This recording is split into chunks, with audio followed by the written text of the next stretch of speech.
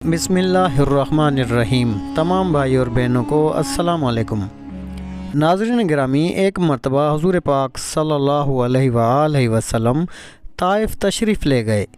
اس سفر میں صرف آپ کے غلام حضرت زید بن حارثہ رضی اللہ تعالیٰ عنہ آپ کے ساتھ تھے۔ طائف میں ثقیف کا قبیلہ آباد تھا۔ آپ یہ اندازہ کرنے کے لیے طائف تشریف لے گئے کہ قبیلہ ثقیف کے دلوں میں بھی اسلام کے لیے کچھ گنجائش ہے یا نہیں۔ آپ یہ امید بھی لے کر گئے تھے کہ ممکن ہے یہ لوگ مسلمان ہو جائیں اور آپ کی حمایت میں اٹھ کھڑے ہوں۔ طائف پہنچ کر آپ نے سب سے پہلے اس قبیلے کے سرداروں کے پاس جانے کا ارادہ کیا۔ یہ 3 بھائی تھے، ایک کا نام عبد علیل، دوسرے کا نام مسعود اور تیسرے کا نام حبیب تھا۔ ان تینوں کے بارے میں پوری طرح وضاحت نہیں ملتی کہ یہ بعد میں مسلمان ہو گئے تھے یا نہیں۔ بہرحال آپ نے ان تینوں سے ملاقات کی، اپنے آنے کا مقصد بتایا، اسلام کے بارے میں بتایا، انہیں اسلام کی دعوت دینے کے ساتھ مخالفوں کے مقابلے میں ساتھ دینے کی دعوت دی۔ ان میں سے ایک نے کہا، کیا وہ تم ہی ہو جسے خدا نے بھیجا ہے؟ ساتھ ہی دوسرے نے کہا، تمہارے علاوہ خدا کو رسول بنانے کے لیے کوئی اور نہیں ملا تھا؟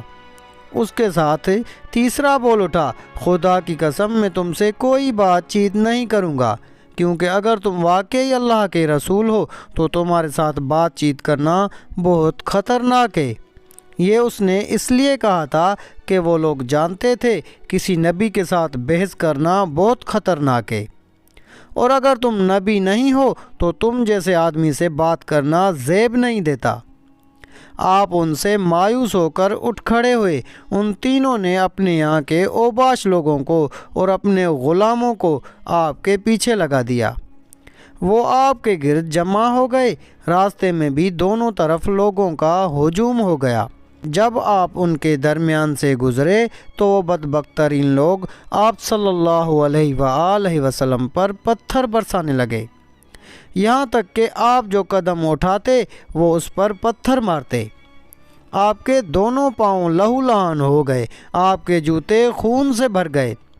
جب چاروں طرف پتھر مارے گئے تو تکلیف کی شدت سے آپ بیٹھ گئے۔ ان بدبخت اوباشوں نے آپ کی بغلوں میں بازو ڈال کر آپ کو کھڑے ہونے پر مجبور کر دیا۔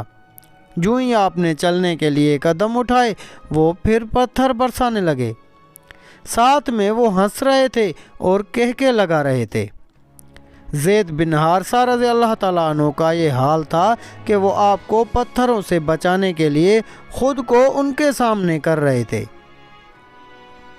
اس طرح وہ بھی لہو لہان ہو گئے، لیکن اس حالت میں بھی انہیں آپ صلی اللہ علیہ وآلہ وسلم کی فکر تھی اور اسے اپنی کوئی پرواہ نہیں تھی۔ ان کے اتنے زخم آئے کہ ان کا سر پھٹ گیا۔ آخر آپ صلی اللہ علیہ وآلہ وسلم اس بستی سے نکل کر ایک باغ میں داخل ہو گئے۔ اس طرح ان بدبخت ترین لوگوں سے چھٹکارا ملا۔ آپ اور زید بن حارثہ رضی اللہ تعالیٰ عنہ اس وقت تک زخموں سے بالکل چور ہو چکے تھے اور بدن لہو لہان تھا۔ آپ ایک درخت کے سائے میں بیٹھ گئے۔ آپ نے اللہ سے دعا کی کہ اے اللہ، میں اپنی کمزوری، لاچاری اور بے بسی کی تجھ سے فریاد کرتا ہوں۔ یا ارحم الراحمین، تو کمزوروں کا ساتھی ہے اور تو ہی میرا رب ہے اور میں تجھ ہی پر بھروسہ کرتا ہوں۔ اگر مجھ پر تیرا غضب اور غصہ نہیں ہے تو مجھے کسی کی پرواہ نہیں ہے۔ اسی وقت اچانک آپ نے دیکھا کہ وہاں باغ کے مالک عتبہ اور شیبہ بھی موجود ہیں۔ وہ بھی دیکھ چکے تھے کہ طائف کے بدماشوں نے آپ کے ساتھ کیا سلوک کیا ہے۔ انہیں دیکھتے ہی آپ اٹھ کھڑے ہوئے، کیونکہ آپ کو معلوم تھا کہ وہ دونوں اللہ کے دین کے دشمن ہیں۔ ادھر ان دونوں کو آپ کی حالت پر رحم آ گیا۔ انہوں نے فوراً اپنے نصرانی غلام کو پکارا، اس کا نام اداس تھا۔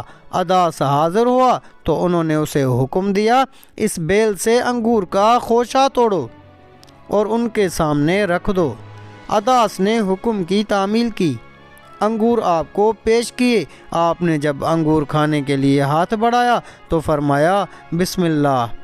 اداس نے آپ کے منہ سے بسم اللہ سنا تو اس نے اپنے آپ سے کہا اس علاقے کے لوگ تو ایسا نہیں کہتے۔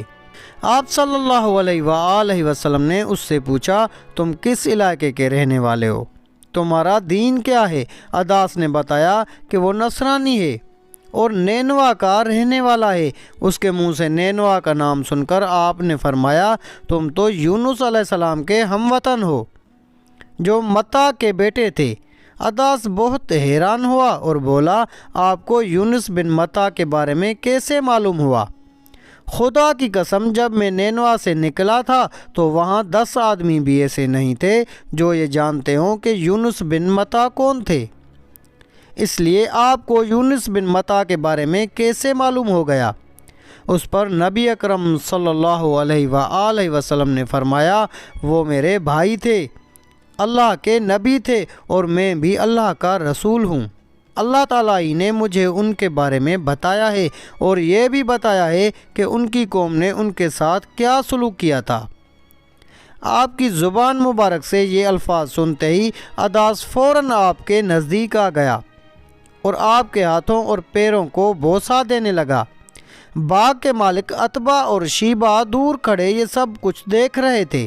انہوں نے اداس کو آپ کے قدم چومتے دیکھا تو ایک نے دوسرے سے کہا تمہارے اس غلام کو تو اس شخص نے گمراہ کر دیا ہے۔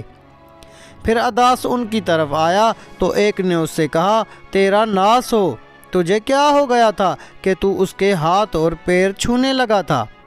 اس پر اداس بولا میرے آقا اس شخص سے بہتر انسان پوری زمین پر نہیں ہو سکتا، اس نے مجھے ایسی بات بتائی ہے جو کوئی نبی بتا سکتا ہے۔ یہ سن کر عتبہ نے فوراً کہا تیرا برا ہو، اپنے دین سے ہرگز مت پھرنا۔ اداس کے بارے میں آتا ہے کہ یہ مسلمان ہو گئے تھے۔ عتبہ اور شیبہ کے باغ سے نکل کر آپ کرن صالب کے مقام پر پہنچے۔ یہاں پہنچ کر آپ نے سر اٹھایا تو ایک بادل آپ پر سایہ کیے ہوئے نظر آیا۔ اس بادل میں آپ کو جبرائیل علیہ السلام نظر آئے۔ انہوں نے آپ سے کہا آپ نے اپنی قوم یعنی بنی ثقیف کو جو کہا اور انہوں نے جو جواب دیا اس کو اللہ تعالیٰ نے سن لیا ہے اور مجھے پہاڑوں کے نگران کے ساتھ بھیجا ہے، اس لیے بنی ثقیف کے بارے میں جو چاہیں اس فرشتے کو حکم دیں۔